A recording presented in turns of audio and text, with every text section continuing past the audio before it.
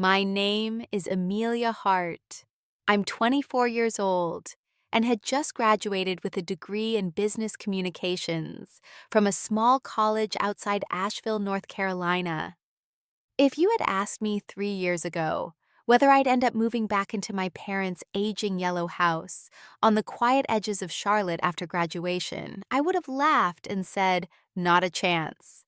But life has a cruel sense of humor when it wants to remind you who's really in control.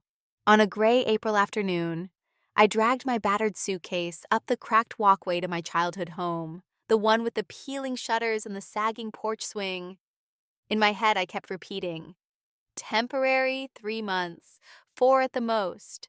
Just enough time to save for a small apartment downtown. Someplace bright and quiet where I could sip tea by sunlit windows and leave all this behind. Thankfully, the job market hadn't chewed me up and spit me out like I feared. 2 weeks after moving back, I landed an offer from Sterling and Reed, one of Charlotte's fastest rising marketing agencies. The starting pay wasn't dazzling, but it was solid, and the performance bonuses held promises of independence that tasted sweeter than anything on the dinner table at home. That night, heart pounding with cautious excitement, I sat across from my parents at the old wooden dining table. Mom Linda Hart was setting down a steaming plate of tomato meatballs while Dad Richard distracted himself behind a crinkled newspaper. I couldn't hold it back any longer. I got the job. I blurted, my cheeks flushing with pride. At Sterling and Reed, good salary, quarterly bonuses too. The sound of forks clinking against plates froze in the air. Mom slowly put down her fork. Her eyes sharpened the warmth draining from her face like someone had flipped a switch. Are you planning to move out? She asked, her voice level, cold as a steel trap. I blinked, thrown off by the shift. Yeah, I said hesitantly. Probably in 3 or 4 months. I want to save a bit first, then find a place close to work. They exchanged a glance. That glance. The one I'd seen too many times growing up, usually right before bad news. Dad cleared his throat, his newspaper rustling like dry leaves. You know, he began heavily, your mother can only work part-time at the library now with her back issues and, well, his voice trailed off. There's been talk of layoffs at the plant, Mom added quickly, her tone dropping into the same false sorrow she'd perfected over the years. We could really use your help with the household expenses, she said, smoothing her napkin with delicate fingers. And staying here rent-free, it would make your job transition easier, wouldn't it? It just makes more sense. I stared down at my meatballs, the steam curling up like smoke from a burning bridge. They weren't lying, but somewhere deep inside me, the part of me that still dared to dream, the part that hadn't yet been suffocated, screamed to run. Instead, I forced a smile. I guess I can stay a little longer. And just like that, my new life began, one carefully disguised as sacrifice, but built quietly, patiently toward a freedom they never saw coming. At first, it seemed manageable. I kept telling myself I was doing the right thing, helping my family for a little while longer, just until I had enough saved up to finally start my own life. I repeated the lie every morning, every night like a prayer. I desperately wanted to believe 3 months would fly by. I thought 4 at most. But when the 4th month dragged its heavy weight across my back, something inside me started to crack. One Friday evening, after a brutal 12-hour day, battling impossible deadlines at Sterling and Reed, I pushed open the front door, exhaustion hanging from my bones. There, like a sentinel waiting to pounce, sat Mom Linda, perched stiffly in the living room. A large manila envelope lay ominously on the coffee table. I hadn't even kicked off my heels before she spoke, her voice deceptively soft, colder than the January winds howling outside. Amelia, she said, folding her hands neatly. Your father and I did some calculations. With your current salary, you can afford to contribute more to the household expenses. I blinked, feeling the blood drain from my face.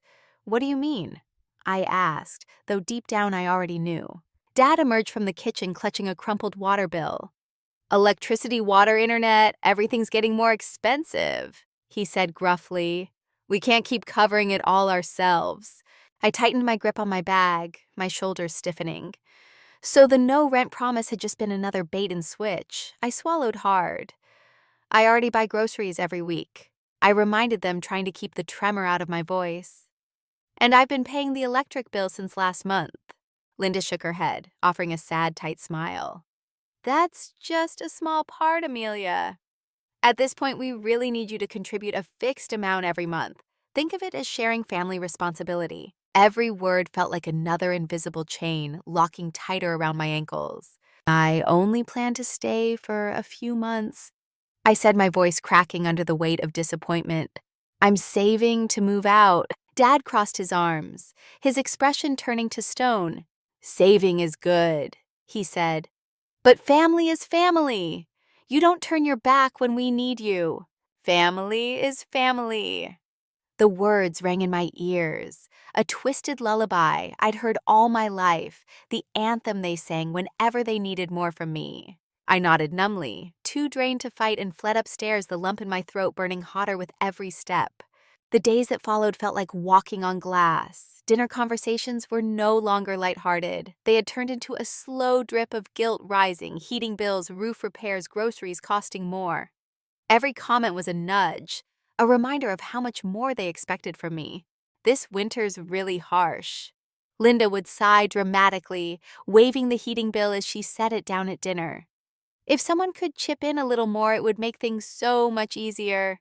I stabbed at my cold soup in silence, bitterness curdling in my stomach. Then a week after that miserable Friday, the next blow came. I was sitting at my desk, trying to polish the quarterly report for a major client, when I heard a thud downstairs. Running down, I found Mom sitting awkwardly at the bottom of the staircase, clutching her wrist. I slipped, she whispered weakly, grimacing in pain. Panic flared inside me, but a corner of my mind, the part that had been wounded one too many times, noticed something. Her eyes darted up at me a little too quickly. The grimace was just a little too controlled. Dad fussed, helping her into a chair. "You're lucky you didn't break anything," he said, concern lacing his voice. "A few bruises, nothing serious." But Linda milked it for all it was worth. Every evening she moved, slower, winced louder, sighed heavier, whenever I entered the room. "I don't know what we'd do without you, Amelia," she murmured often, her eyes glistening with manufactured tears. It was brilliant in its cruelty, tying invisible ropes of guilt tighter around my wrists. I told myself I was imagining it. I told myself I couldn't just walk away, not now. Just a few more months. I lied to myself once again. One Saturday afternoon, as I hunched over spreadsheets, Linda appeared at my doorway, a stack of insurance papers in hand. She smiled sweetly, too sweetly. "Amelia," she sang, "your father and I were thinking maybe you could help cover a small part of the family health insurance. You know, health is everything." I stared at her, barely recognizing the woman who stood there. "Mom," I said quietly, "I don't even have my own health insurance yet." She waved a dismissive hand. "You're young, you'll be fine." The words were so light, so casual, that for a moment they didn't register. But as she turned away, leaving the stack of bills on my desk, the weight of it crashed down. I was no longer their daughter. I was the bank, the live-in nurse, the dutiful little servant. They could wind up like a toy whenever it suited them. That night, lying in my childhood bed, staring up at the cracked ceiling, I realized something terrifying. If I stayed, I would never leave. They would never let me. Somewhere deep inside, a tiny flame flickered against the cold. It wasn't much, but it was enough. Enough to know that this wasn't living. It was surviving. And it was only a matter of time before the fire grew big enough to burn my way out. I hadn't even mapped out my next move yet, when one Sunday afternoon the front door swung open, bringing with it a blast of cold October air, and my sister, Brianna Bree, as everyone affectionately called her, 8 years older than me, waltzed in like a gust of entitled laughter. Evan, her ever-clueless husband, trailed behind, juggling an armful of toys and jackets. Their 2 kids, Sophie, 5, and Liam, 3, burst into the house, their shrieks piercing the stale silence I had been living in. I stood by the kitchen doorway, a glass of water in my hand, watching them flood the house like a royal parade. Bree rushed to hug the kids, fawning over them as if they were precious treasures delivered from heaven itself. And like clockwork, the transformation began. Mom's face lit up, the years melting off her expression. Dad abandoned his sports channel without a second glance, moving to greet Evan like an old war buddy. The house, normally heavy gray, seemed suddenly alive, all because Bree had arrived. "Amelia, sweetheart," Mom said sweetly without looking at me. "Could you grab another glass for Evan?" I set my water glass down without a word, fetching another from the cabinet, a shadow among spotlights. That night over dinner, it became blindingly clear. It didn't matter that I had a job at one of the top marketing firms in Charlotte. It didn't matter that I helped pay the bills, that I stayed up till midnight. Some nights catching up on client reports after cooking dinner and doing the dishes. None of it mattered, because in my parents' eyes, I would always be the background music to Bree's symphony. Every conversation revolved around her. Their new 4-bedroom house in Raleigh, the private Montessori school they were considering for Sophie, the Caribbean cruise they were planning for Christmas. "Has Sophie learned to read yet?" Mom asked, beaming. "She's already reading beginner's chapter books," Bree said proudly, "and Liam's picking up swimming like a natural." "That's wonderful," Mom gushed, turning to Dad, her voice thick with pride. "Our daughter really is the best." Our daughter. As if there was only one worth mentioning. Not one word about my promotion to account coordinator, not one word about the successful campaigns I had led, not one word about me. I cut my meatball into tiny, meaningless pieces, chewing mechanically, tasting nothing. After dinner, as I washed dishes under the scalding tap, Bree sauntered in, a glass of wine in hand. Her golden hair pulled into a perfect messy bun. "You're still living here." She chuckled like it was the most absurd joke she'd heard all week. "Yeah," I replied curtly, scrubbing harder at a stubborn grease stain. "You know," she sang, swirling her wine lazily, "living with your parents at our age. It's kind of sad." I turned, meeting her pale blue gaze, the same sharp assessing eyes as Mom's. "I'm here helping them pay the bills," I said evenly, the anger coiling tight in my gut. Bree shrugged, taking another long casual sip. "Well, someone has to. Lucky for them, they have you." Her smile was bright, almost kind, but every word sliced into me like a blade.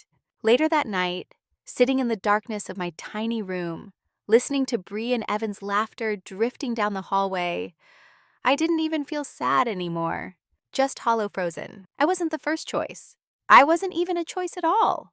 I was the fallback plan, the spare tire, the invisible scaffolding that kept their perfect little world standing without ever being seen.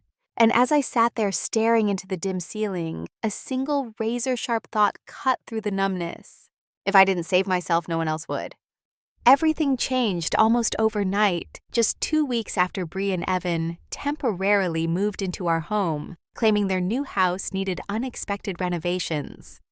I still remember that afternoon, with painful clarity, dragging myself up the front steps after a draining 12-hour day, my briefcase weighing heavy on my shoulder, only to find Evan's shiny black SUV already parked out front, and the piercing shrieks of Sophie and Liam shattering the quiet of our once somber yard. Mom's face, usually drawn and weary, practically glowed when she opened the door.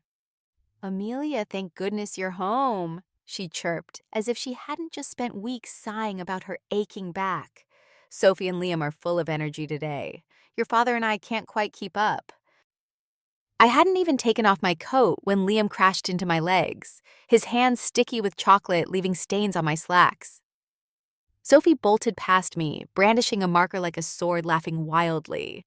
Bree poked her head out from the kitchen, her hair pulled into a perfectly messy bun, her face the very picture of carefree ease. "Sweetheart, perfect timing," she called. "We were thinking about grabbing dinner. You don't mind watching the kids for a few hours, right?" I opened my mouth to protest, but Mom was quicker. Her voice dipped in honey. "You know your father and I aren't as spry anymore, Amelia. You're the only one young enough to keep up with them." I glanced around at the chaos, the toys scattered like landmines, the new chocolate stains on the carpet, and swallowed the lump rising in my throat. "Just a few hours," I muttered to myself, convincing myself. But a few hours never just meant a few hours. Dinner turned into drinks with friends. Drinks turned into a late movie. By midnight, I was still up coaxing a screaming Liam to sleep, while Sophie cried herself hoarse for her mother. The next morning, bleary-eyed and sore, I tried to sit down with my parents to tell them how overwhelmed I felt. All I got in return were dismissive sighs. My back was killing me all night. Dad groaned, rubbing his hip. I can't chase after little ones anymore. Mom sighed, dramatically patting her forehead. And I had a splitting headache all morning. Amelia, only someone young and strong like you can handle them. And so, without discussion or agreement, the new rule was silently stamped: I was the live-in babysitter. I worked from 8 to 5 at Sterling and Reed, barely clinging to sanity under corporate pressure, only to come home and immediately be thrown into unpaid childcare duty weekends. They weren't mine anymore. While my colleagues posted beach trips and festival photos, I was stuck cleaning spilled apple juice, helping Sophie with preschool worksheets, and vacuuming up crushed crackers before the next family gathering invaded our living room. Once I mustered the courage to ask for a weekend off, the look on Mom's face could have curdled milk. You can't just think about yourself, Amelia, she scolded, voice dripping with guilt. Bree and Evan need time to reconnect. The kids are so young. Who else will care for them if not you? I didn't answer, because in this house my needs were invisible. They always had been. It got worse. Bree started treating me like a built-in convenience. Every night after work, she would be waiting at the kitchen counter, to-do list in hand. Feed Liam, she'd say, breezily tossing me a half-hearted smile. Help Sophie with her reading. Fold laundry, mop the floors, tidy up the guest room. We've got date night, she said one Friday evening, applying lipstick in the mirror, while Liam clung to my leg, sobbing. You'll get it someday, Amelia. This is good real-world experience for you. I clenched my jaw so hard, it hurt. This wasn't experience, this was erasure. Every day that passed, it felt like I was dissolving further, piece by invisible piece. And somewhere deep inside me, a voice began to scream, it's time to change. If you don't stand up, no one will. The final blow came on a cold Tuesday evening. I walked through the front door, peeling off my coat, only to find Bree slumped at the kitchen table, her face pale, her hand clutching her phone like a lifeline. Evan was pacing the living room, running his hands through his hair, muttering under his breath. Before I could ask what was going on, Mom appeared, her face stricken, wringing her hands like Lady Macbeth. Amelia, she said quickly, we need to talk. The dread twisted inside me before she even finished. Craig just got notice, she said breathlessly. His company went bankrupt. They've lost their main income. I looked at Bree at her bowed head, her shoulders trembling. A tiny flicker of pity stirred in my chest, but it was smothered almost immediately by something colder, sharper, unease, because somehow deep down I already knew what was coming next. And this time I wasn't sure I would survive it quietly. I see, I said stiffly, trying to keep my voice steady, even as my heart twisted itself into knots. So what's the plan now? Mom glanced anxiously at Dad, then back at me, her face taut with desperate hope. We're thinking, she started, voice soft, like she was breaking tragic news. They should move in here just temporarily until they get back on their feet. I froze.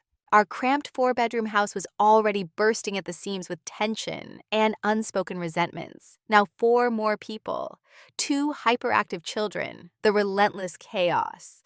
I swallowed hard. And my room, I asked, already knowing the answer would taste like betrayal. Mom didn't answer right away. Dad cleared his throat, his voice gruff. Sophie and Liam need a safe, stable space to play. They're just kids, we think. He paused almost guiltily. We think you should give up your room. The words hit harder than any argument could. And where am I supposed to go? I forced out, my throat tightening. Mom was quick, too quick. You can move into the storage room, Amelia. It's just for a little while. You're young, you'll adjust. The storage room. The suffocating windowless closet crammed with old Christmas decorations and moldy boxes Dad refused to throw away. The thought made bile rise in my throat. I bit down so hard on my lip I tasted blood. I wanted to scream. I wanted to ask why. Why was it always me they chose to sacrifice first? But instead, I nodded, numbly, turned on my heel, and trudged upstairs, another piece of myself left behind with every step. That weekend, while Bree sipped coffee on the porch and Mom cooed over the grandkids, I hauled box after box out of the storage room. With each dusty cobweb decoration I tossed aside, a part of me grew colder harder. The space barely fit a flimsy twin mattress and a battered desk salvaged from the garage. My old sanctuary. My room was repainted in pastel blues and pinks, furnished with toy chests and bookshelves. My existence erased without so much as a pause. The day Bree and Evan officially moved in, the house transformed into a noisy, chaotic beehive. Sophie and Liam tore through the hallways shrieking and laughing. Bree issued commands like a queen, orchestrating her court-directing dad where to move furniture. Assigning Mom to reorganize the kitchen, Evan fumbled with Liam's crib in the dining room like he was constructing the Taj Mahal. Mom couldn't stop gushing. Dad brewed coffee for Evan like he was some kind of war hero returning from battle. And me, I slipped silently into my new suffocating box, struggling to rebuild my pathetic twin bed with hands that trembled not from exhaustion, but from pure caged fury.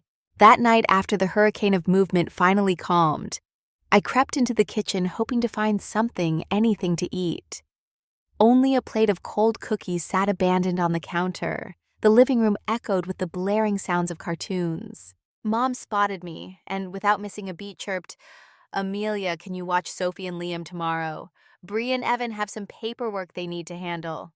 I froze my fingers, tightening around the edge of the counter. "I have work," I said, my voice barely above a whisper. "Just in the evening," she said dismissively, already clearing plates. "You're young. You can handle it." I barely remember how I made it back to the storage room that night. I only know that, as I lay there on the sagging twin mattress, listening to Sophie's giggles, Evan's booming voice, and Mom's soft reassurances to Bree, I realized something bone deep. I had nothing left here. No space, no respect, no existence. And it didn't take long for the nightmare to escalate. Mornings began with Liam's blood-curdling screams at 6 a.m. sharp. Sophie pounded on my door like a battering ram. If I dared to lock it, I hadn't even cracked open my eyes before the house shook with the thunder of little feet, clattering toys and blaring cartoons. Hiding in the storage room before work barely bought me 10 precious minutes of peace. Most mornings, Liam would find a way in smearing sticky hands over my paperwork, drawing crayon murals on my quarterly reports. Once I spent an entire sleepless night scraping crayon stains off a client contract due the next morning. Meanwhile, Bree lived like a woman on an extended vacation, scrolling endlessly through social media, planning brunches, lounging with iced coffees. Evan planted himself at the kitchen table daily, pretending to job hunt while mostly glued to video games. And my parents, they were positively thrilled. Whenever I mustered the courage to complain about the mess or the noise, Mom would simply chuckle indulgently. "They're just kids, let them be free." Dad would nod like a sage, as if the chaos was some beautiful badge of family love, and my suffering was simply the cost of admission. In that moment, tucked away in my tiny airless prison, something inside me shifted.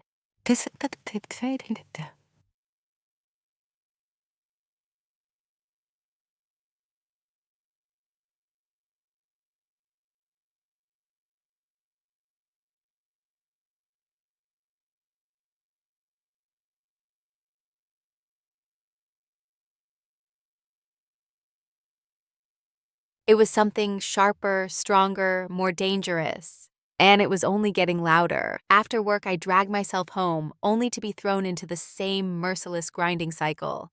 Babysitting, cooking, cleaning. Dinner became a frantic dance of chaos, cutting Liam's food into tiny pieces so he wouldn't choke mopping up Sophie's spilled juice, before it stained Mom's newly polished floors, forcing down my own cold leftovers, standing at the kitchen counter while cartoons blared from the living room.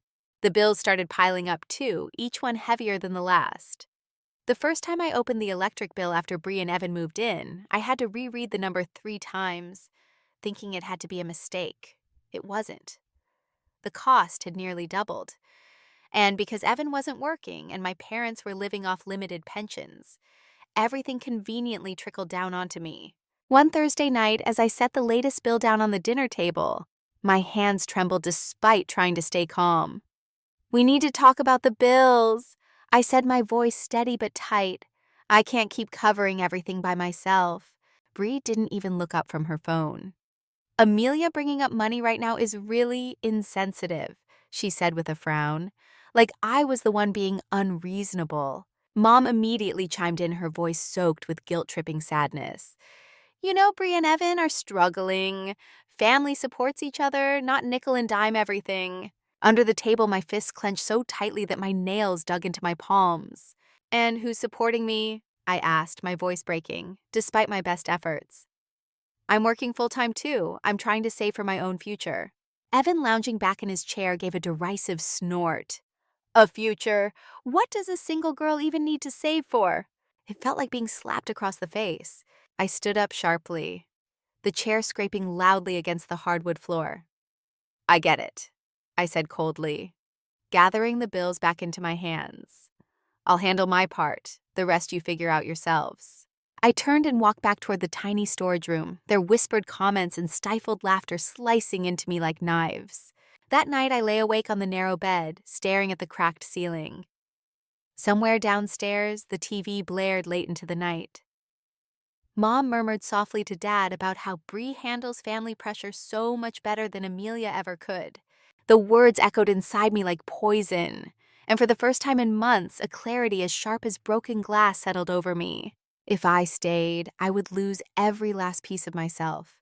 Around 3 a.m., I sat up, swung my legs off the bed, and opened my laptop. I didn't even know where I would go yet, but one thing was certain. I was leaving, and this time I wasn't looking back. Saturday morning, just as I was stirring milk into my coffee, Mom appeared in the kitchen, clutching a thick stack of bills. She dropped them onto the table with a heavy, deliberate thud. "Amelia," she began, her face lined with reproach. "We need to talk about the electricity, water, internet, and grocery bills. Everything's gotten more expensive. There are more people living here now, after all." I set my mug down carefully, suppressing the urge to throw it across the room. "I know," I said evenly, "which is why I suggested that everyone should share the living costs fairly. Each family contributes a portion, and I'll contribute mine. It's fair."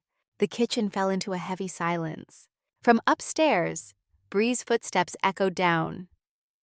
She appeared moments later. Fresh-faced hair, immaculate as if she hadn't a care in the world.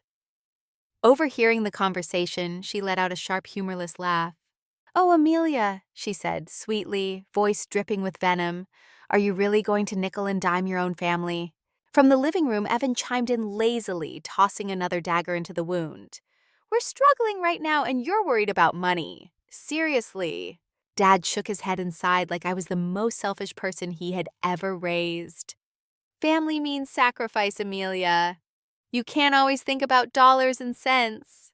Mom delivered the final blow, her voice firm, judgmental. "If you're not willing to help when family's struggling, what kind of family member are you?" I bit the inside of my cheek so hard it stung. There was no point arguing. No excuse I could offer would penetrate the thick wall of entitlement they had built around themselves. I turned away, feeling my heart twist painfully in my chest. The coffee in my hand had gone cold like everything else inside me. From that moment on, my resentment wasn't a slow simmer anymore. It became a raging storm, cold, calculating, and patient. The next crack in the facade came one late evening. I was walking past the living room, planning to sneak back to the storage room unnoticed, when I heard Bree's voice low and urgent on the phone. "Yeah," she said, laughing lightly. "Just put the loan under Amelia's name. She's still living here, easier to deal with later." I stopped mid-step, the blood draining from my face. My hand gripped the back of the sofa so hard it hurt. They didn't just want me to babysit. They didn't just want me to bankroll their lifestyle. Now they wanted to pin their debts on me. I stood there invisible as ever, while Bree breezily plotted to bury me alive under her mess. Something inside me, something vital and furious, snapped completely. Sunday night, while picking up toys scattered like landmines across the living room, Bree sauntered in, holding a smoothie, radiating entitlement like a queen expecting tribute. "Evan and I are going to look at model homes tomorrow," she said casually, not even glancing at me. so you'll need to watch the kids." I froze, staring at her. For the first time in months, I didn't feel the familiar twist of guilt. I didn't feel fear. I didn't feel shame. I felt nothing, only cold clarity. "You do realize," I said slowly, my voice razor sharp, "that I have a life too." Bree laughed, tossing her blonde hair over her shoulder. "Oh, Amelia, you live with your parents and work some desk job. What could you possibly be busy with?" I stood straighter, lifting my chin, locking eyes with her without blinking. "Just wait," I said softly. "You'll find out soon enough." And without waiting for her reaction, I turned and walked away, leaving behind her smug little smile, her endless demands, and the future she thought she could trap me in. Inside me, a plan was forming, sharper, colder, unstoppable. This time I wasn't going to beg for respect. I was going to take back my life piece by piece, breath by breath. And when I was gone, they would finally feel what it was like to lose something they thought they could own forever. I sat curled up in the cramped storage room, the dim light from the old desk lamp casting uneven shadows on the bare walls. In my hands was a text from Maya, my best friend from college. "Amelia, we're planning a ski trip to Blue Ridge Mountain this weekend. Come with us. You need a break from that madhouse." I stared at the screen, torn in a way I hadn't been for a long time. Part of me wanted to type no, like, always claim I was too busy, say I had family obligations, or just let the paralyzing fear of disappointing everyone smother me again. But another part of me, wilder, braver, angrier, rose up. I had to get out. I had to breathe. I had to remind myself there was a life outside these walls, outside these endless bills, babysitting shifts, and guilt trips. I typed back quickly, "I'm in, save me a spot." My thumb had barely hit send when my phone buzzed again, a new email notification. Curious, I opened it and froze. Subject: offer from Sterling and Reed. Atlanta office body. "We were extremely impressed with your recent work and leadership. We would like to offer you the position of Strategic Marketing Manager at our Atlanta branch. Please let us know if you're interested. We would be thrilled to have you join our team." I read the message 3 times, barely breathing. This wasn't just an escape. This was a whole new life, mine to choose, mine to build. Not begging for scraps at a family table that never had a seat for me. A smile pulled at my lips, slow and fierce. It was time. Just then there was a knock at the door. Bree poked her head in her perfect golden hair, tied neatly, a bright oblivious smile lighting up her face.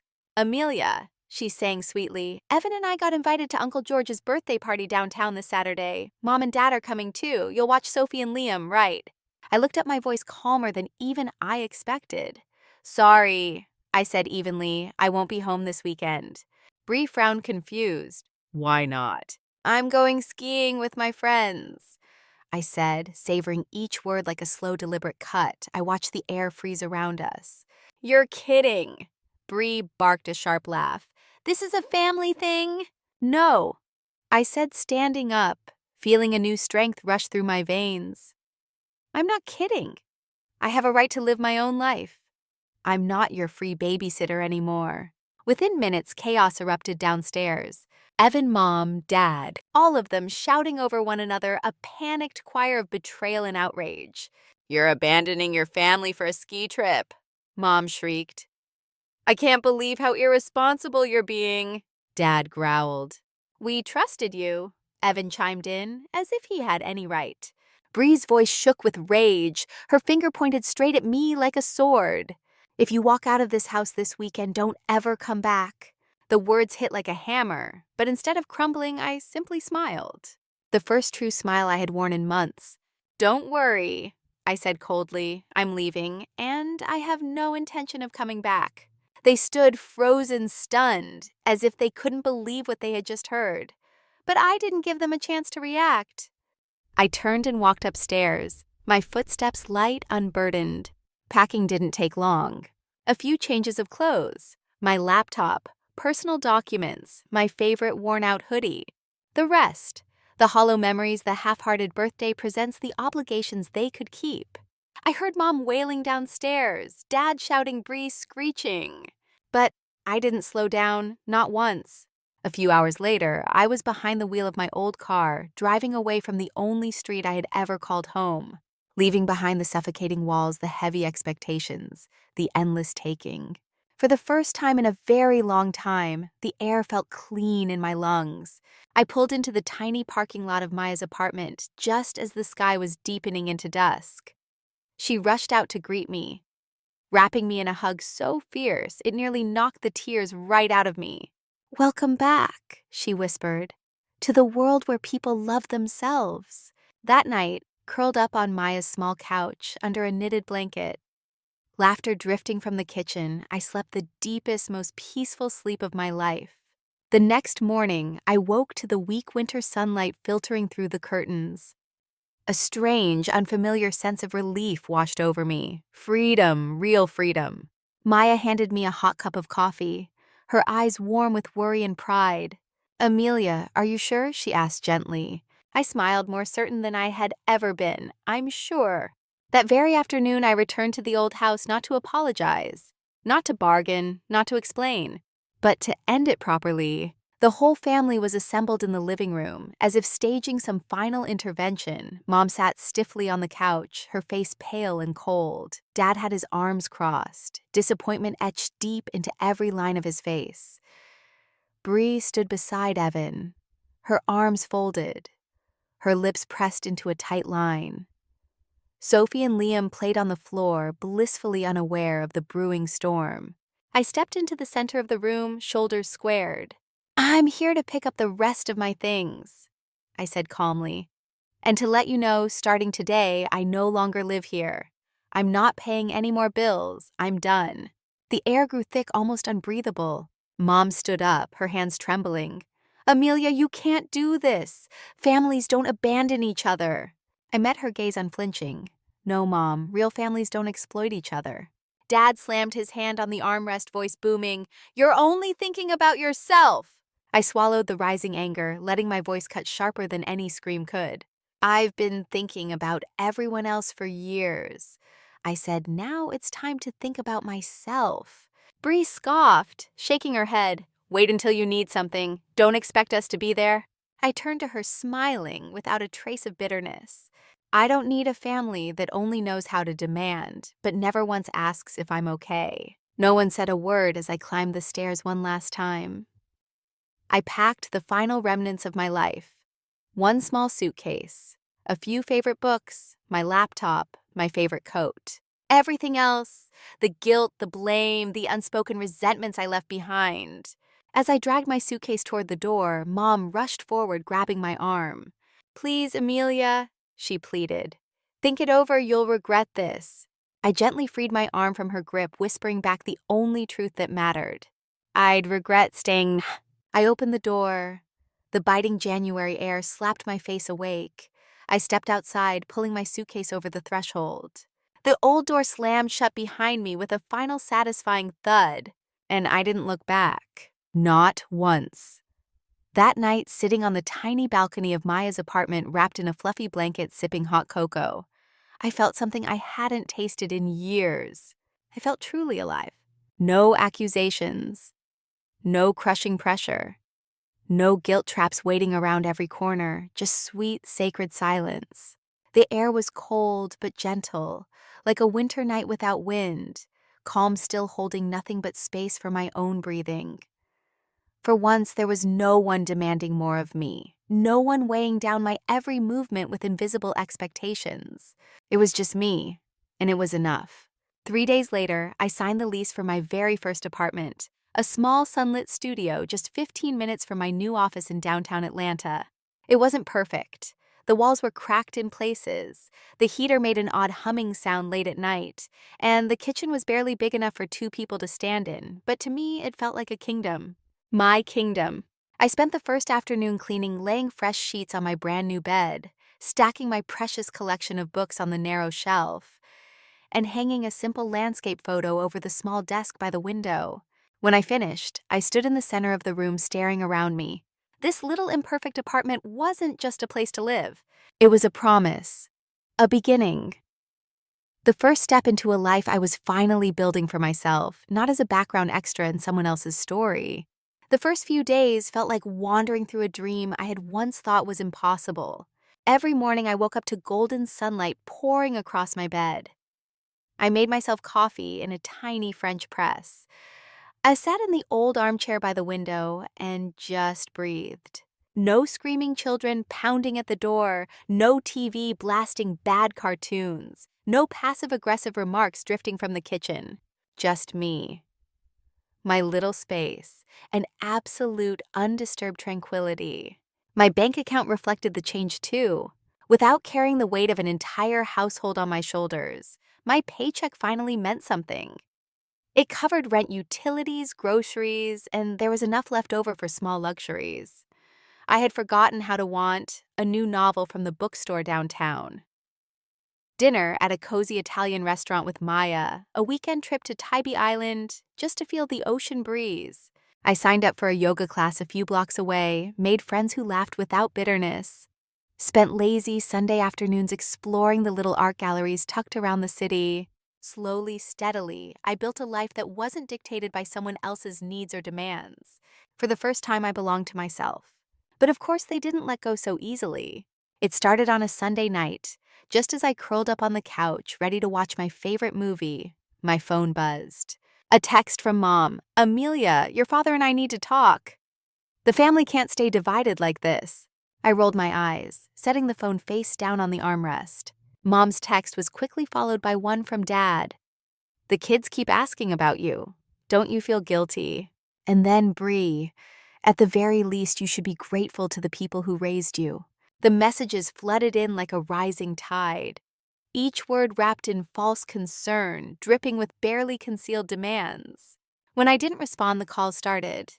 First Mom, then Dad, then Bree, each of them taking turns like a coordinated siege. I sat there in the warm glow of my new apartment, watching the screen light up again and again. And for once, I felt nothing but a strange, cold calm.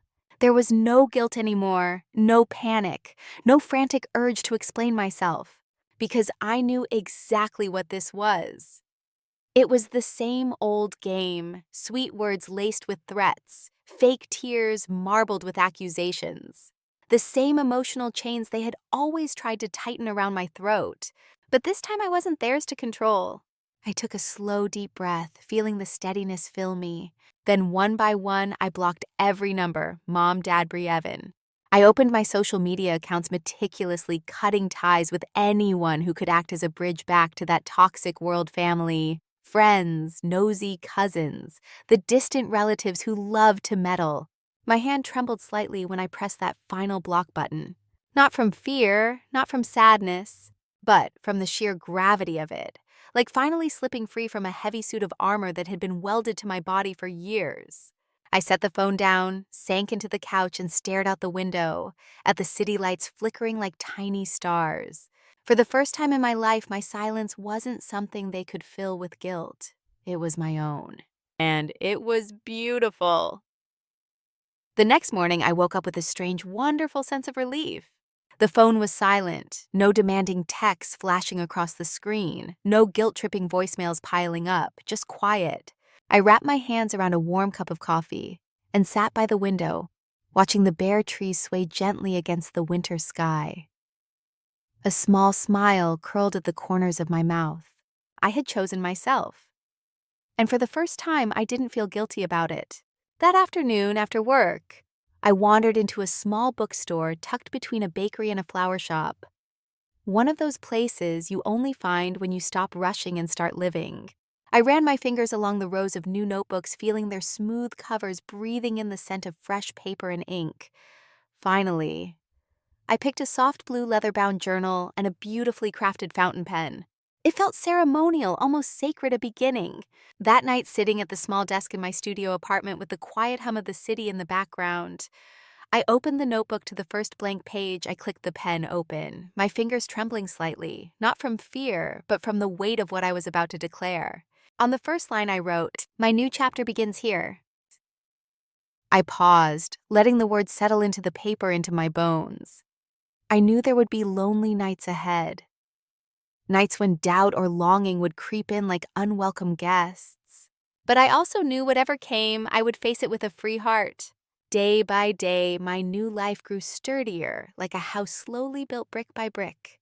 I learned to listen to myself, to tune out the old nagging voices of expectation and shame.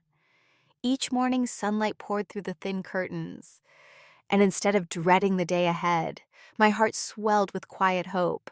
I learned to savor the small things again. A fragrant cup of tea brewed just the way I liked.